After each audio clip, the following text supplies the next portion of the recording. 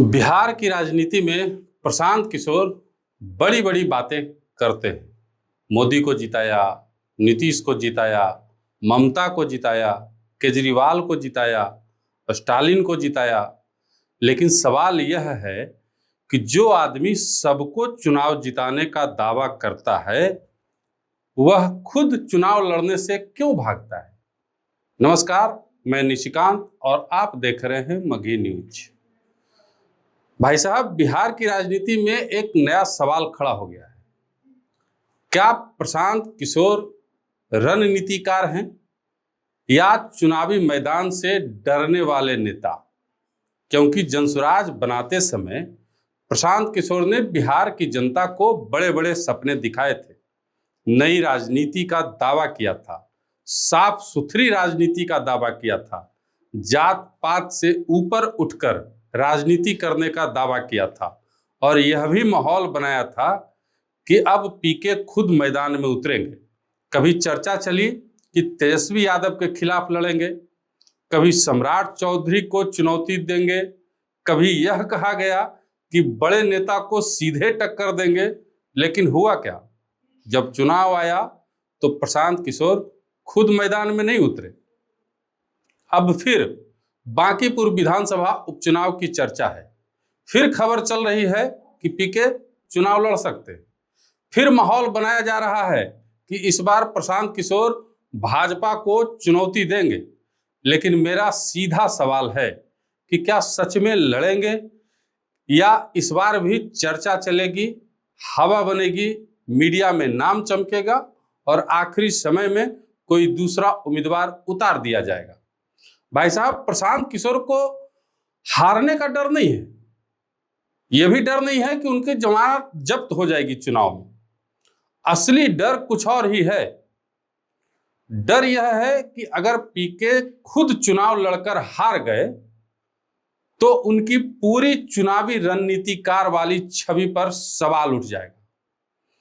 क्योंकि आज तक उनकी जो दुकान है इसी बात पर चलती रही है कि हम रणनीति बनाते हैं, हम चुनाव जिताते हैं, हम हवा पहचानते हैं, हम जनता का मूड पढ़ते हैं, हम सीट का गणित समझते हैं।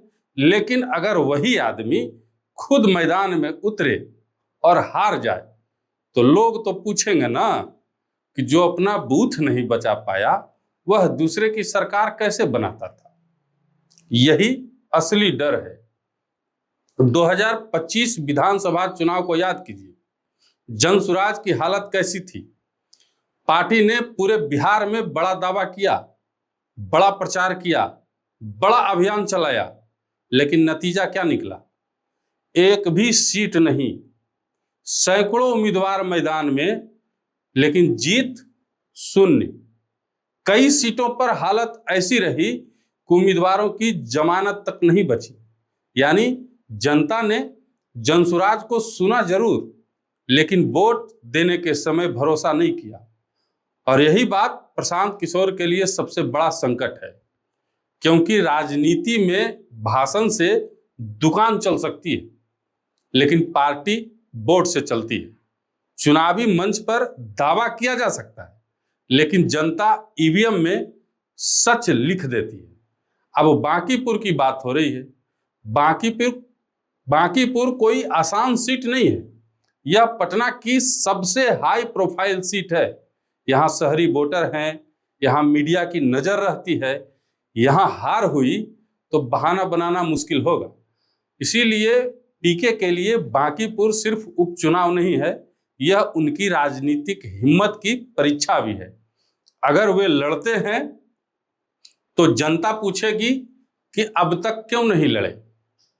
अगर नहीं लड़ते हैं तो वही जनता कहेगी कि फिर वही पुराना खेल खेल दिया, नाम आपका, जोखिम किसी और का। प्रशांत किशोर की राजनीति की सबसे बड़ी समस्या यही है। वह सवाल सब पर उठाते हैं। नीतीश पर उठाते हैं, तेजस्वी पर उठाते हैं, भाजपा पर उठाते हैं, कांग्रेस पर उठाते हैं, लेकिन जब सवाल उन पर आता है तो वे रणनीति के पीछे छुप जाते हैं। भाई साहब, राजनीति में नेता वही माना जाता है जो जनता के बीच उतरकर वोट मांगता है। हारता है तो हार स्वीकार करता है और जीतता है तो जनता का प्रतिनिधि बनता है।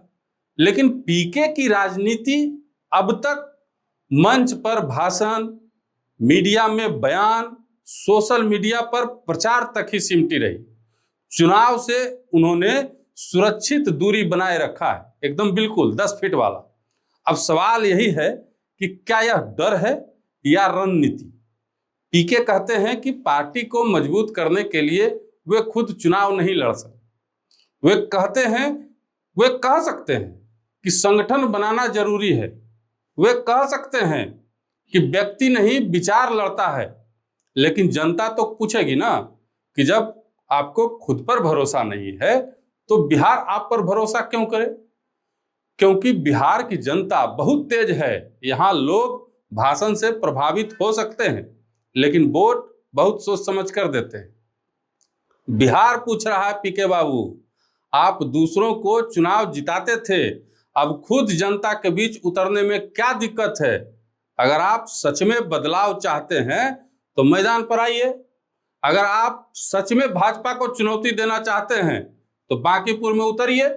अगर आप सच में तेजस्वी, नीतीश, भाजपा सबको एक्सपोज करना चाहते हैं तो जनता की अदालत में खुद खड़े होइए, क्योंकि राजनीति में सबसे बड़ी अदालत जनता है और जनता की अदालत में वकील बनकर नहीं, उम्मीदवार बनकर खड़ा होना पड़ता है। अब पीके के सामने 2 रास्ते हैं। पहला रास्ता है कि वे बांकीपुर से चुनाव लड़ें, हारें या जीतें, लेकिन साबित करें कि उनमें मैदान में उतरने की हिम्मत है। और दूसरा रास्ता यह है कि वे फिर से पीछे हट जाएं, किसी और को उम्मीदवार बना दें और खुद बाहर से रणनीति बनाते रहे। अगर दूसरा रास्ता चुन लिया तो सवाल और बड़ा हो जाएगा। पीके नेता हैं या सिर्फ चुनावी सलाहकार? क्योंकि बिहार में जनता अब सिर्फ सुनना नहीं चाहती, जनता देखना चाहती है। कौन मैदान में है, कौन जोखिम ले रहा है, कौन सिर्फ भाषण दे रहा है, कौन अपने नाम की दुकान चला रहा है। प्रशांत किशोर कहते हैं कि बिहार बदलना है। बिल्कुल बदलना चाहिए, लेकिन बिहार बदलने के लिए पहले खुद को चुनावी कसौटी पर उतारना पड़ेगा ना। सवाल नीतीश का भी है, सवाल तेजस्वी का भी है, सवाल भाजपा का भी है, लेकिन आज सवाल प्रशांत किशोर से है। एकदम सीधा सवाल, पीके बाबू, अगर आप इतने बड़े रणनीतिकार हैं, अगर आपको जनता का मूड इतना ज्यादा समझ में आता है, अच्छे से समझ में आता है, अगर आपको पता है कि बिहार क्या चाहता है, तो फिर चुनाव लड़ने से डर कैसा? बांकीपुर में उतरिए, जनता के बीच आइए, वोट मांगिए और फैसला जनता पर छोड़ दीजिए। हारेंगे तो कम से कम यह कहा जाएगा कि आदमी मैदान में उतरा। लेकिन बिना लड़े राजनीति करना बिहार इसे बहुत दिन तक स्वीकार नहीं करेगा, क्योंकि बिहार में नेता वही कहलाता है जो मैदान में पसीना बहाए। सिर्फ माइक पकड़ करके क्रांति नहीं आती है, सिर्फ प्रेस कॉन्फ्रेंस से सरकार नहीं बदलती, समझ रहे हैं? और सिर्फ रणनीति बनाने से जनादेश भी नहीं मिलता। अब बांकीपुर उपचुनाव पीके की असली परीक्षा है। लड़ेंगे तो हिम्मत साबित होगी, नहीं लड़ेंगे तो सवाल और मजबूत होगा। प्रशांत किशोर बदलाव के नेता हैं या चुनावी मैदान से डरने वाले रणनीतिकार? आपकी क्या राय है? क्या प्रशांत किशोर को बांकीपुर से खुद चुनाव लड़ना चाहिए या वे फिर किसी और को आगे कर खुद पीछे रह जाएंगे? कमेंट में अपनी राय जरूर लिखिएगा। वीडियो पसंद आए तो लाइक कीजिएगा और मगही न्यूज़ को सब्सक्राइब भी कर लीजिएगा। धन्यवाद।